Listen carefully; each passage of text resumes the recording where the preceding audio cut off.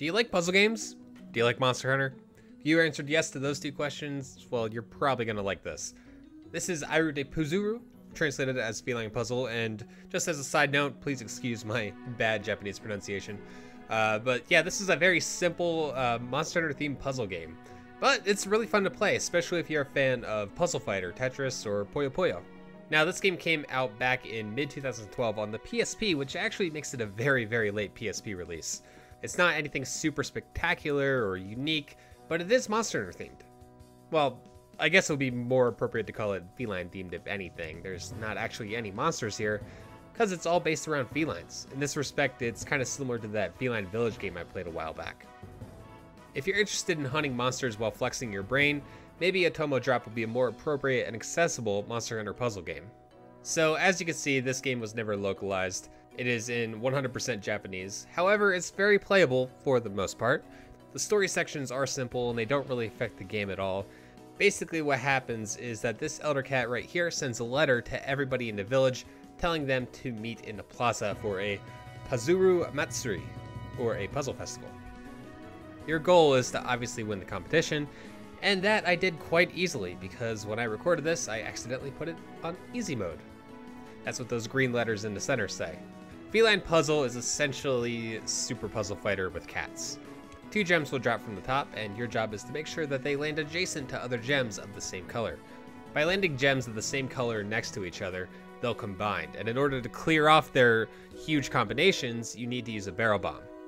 This will give you points, and it will clear part of your board, and then you could possibly drop acorns on your opponent. Acorns are a real pain in the butt to deal with because they act as unbreakable blocks for a certain number of turns, so they can really come out of nowhere and ruin your board if you're not prepared.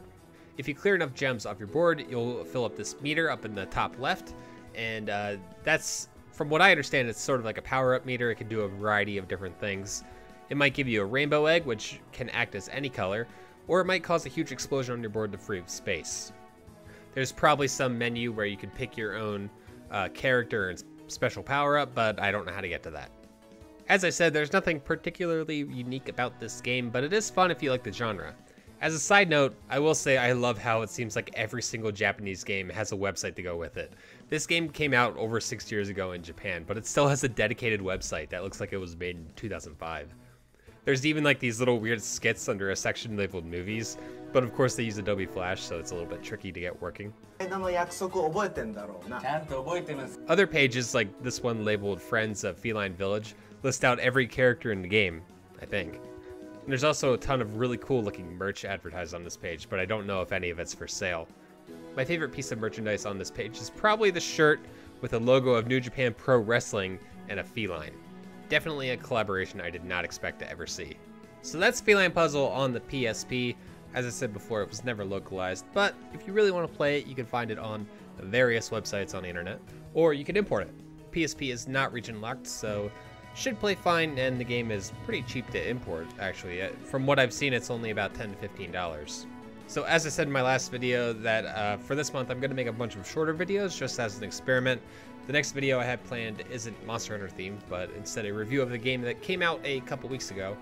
So thank you so much for watching, guys, and I hope you have a wonderful rest of your day. I'll catch you later. Peace.